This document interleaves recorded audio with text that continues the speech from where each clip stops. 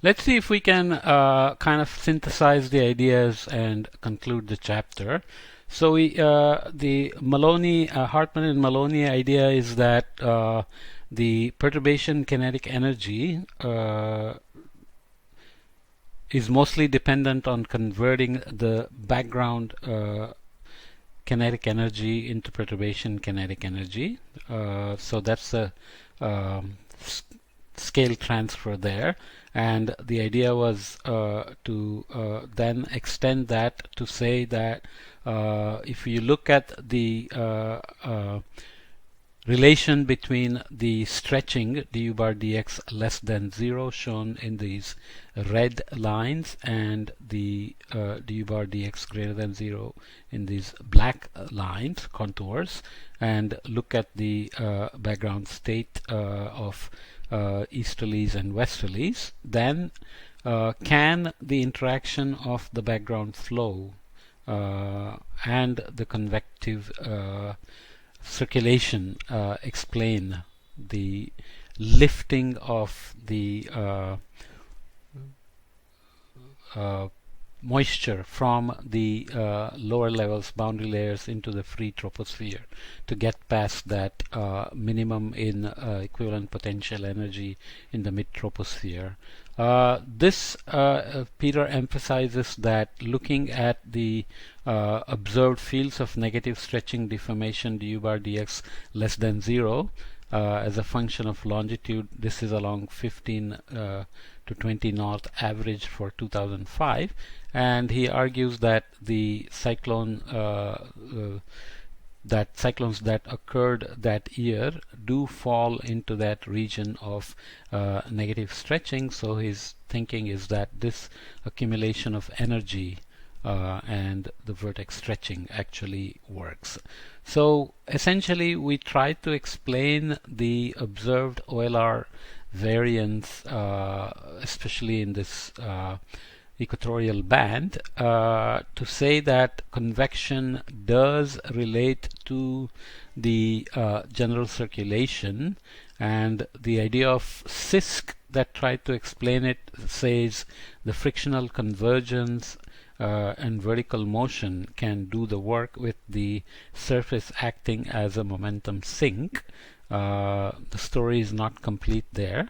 It's done under geostrophic constraint, which can be released to introduce wave sisk, but still the scales are not properly explained. Vichy, the wind-induced surface air heat exchange or surface heat exchange, does explain the eastward propagation in terms of the perturbation winds of the waves and basic winds increasing heat loss ahead of the convection and decreasing it behind and so on, but it doesn't explain how the air parcel can be lifted to the free troposphere as observed in these convection activities along the tropics. So this is still the basic conundrum. If you raise a parcel from A to A bar, then how do you get past this minimum in equivalent potential energy and the saturation equivalent potential energy? The idea of Riehl and Marcus was this undilute ascent, which we know that is not observed in nature.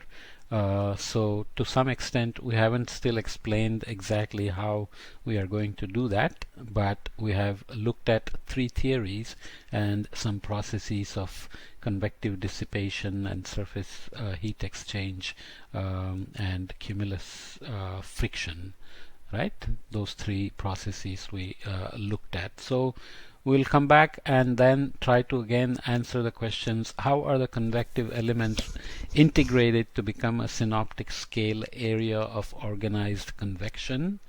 Do these collective convective elements feed back onto the basic dynamics of the tropics? And finally, how are boundary layer parcels raised to saturation, especially considering these structures? Okay, so it just takes us further along in terms of bringing moist processes and convection into the wave dynamics, including the interaction of the waves with the basic flow. but it still hasn't completely answered all the questions. So hopefully, as we go along and look at the further details of the dynamics, we will begin to answer some of these questions. Okay, so that's a short chapter, but very important. Moist processes. Everybody has their own theory. Some people love Sisk and wave Sisk. Some people always come back to Vichy, and Peter's idea is of this wave energy accumulation and the background flow, the stretching that affects the generation of lift from the lower levels or planetary boundary layer into the free troposphere. So we'll see as we go forward how these things play out in the observed dynamics again.